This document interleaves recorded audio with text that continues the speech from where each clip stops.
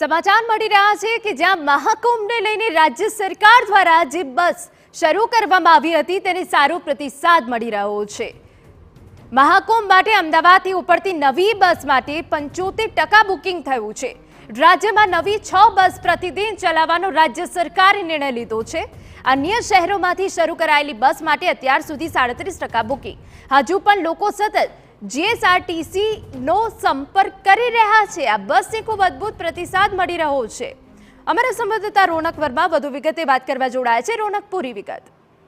હિના, કરોડો હિન્દુઓ જ્યાં અત્યારે આસ્થાની ડૂબકી લગાવી રહ્યા છે તેવા મહાકુંભ માટે ગુજરાત સરકારના એસટી વિભાગ દ્વારા જે વિશેષ આયોજન કરવામાં આવ્યું છે।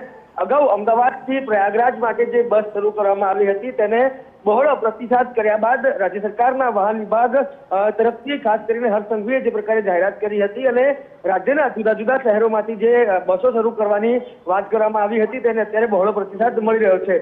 અમદાવાદની વિશેષ વાત કરવામાં આવે તો જે ચાલી રહી છે બસ તેના કરતા જે વધુ બસ ઉમેરવામાં આવી છે તેમાં 75% બુકિંગ અત્યારે પૂર્ણ થઈ ચૂક્યું છે। આ ઉપરાંત ઓવરઓલ રાજ્યની વાત કરવામાં આવે તો અત્યાર સુધીમાં 37% બુકિંગ છે તે થઈ ચૂક્યું છે। આગામી દિવસોમાં જો જરૂર પડશે તો હજુ પણ બસમાં વધારો કરવા માટે નિર્ણય છે તે લેવાઈ શકે છે, પરંતુ રાજ્ય સરકારનો આ જે પ્રયાસ છે તેને લોકો આવકારી રહ્યા છે અને જે આસ્થાની ડૂબકી છે તે લગાવી રહ્યા છે। અત્યાર સુધીમાં જે વ્યવસ્થાઓ કરવામાં આવી હતી તેમાં કેટલાક ફેરફાર કરીને વ્યવસ્થાઓ શરૂ કરવામાં આવી રહી છે, પરંતુ જે પ્રકારે સૂત્રોની માહિતી મળી રહી છે તે પ્રકારે ટુરિઝમ વિભાગ અને એસટી નિગમ પ્રયાગરાજમાં પણ જે નવી વ્યવસ્થાઓ કરવા માટે સતત પ્રયત્નશીલ છે અને હજુ પણ યાત્રાઓને કઈ રીતે વધુ સારી સુવિધાઓ આપી શકાય તે માટેના પ્રયાસ સતત ચાલી રહ્યા છે। બિલકુલ રોનક, અગત્યની જાણકારી બદલ આભાર।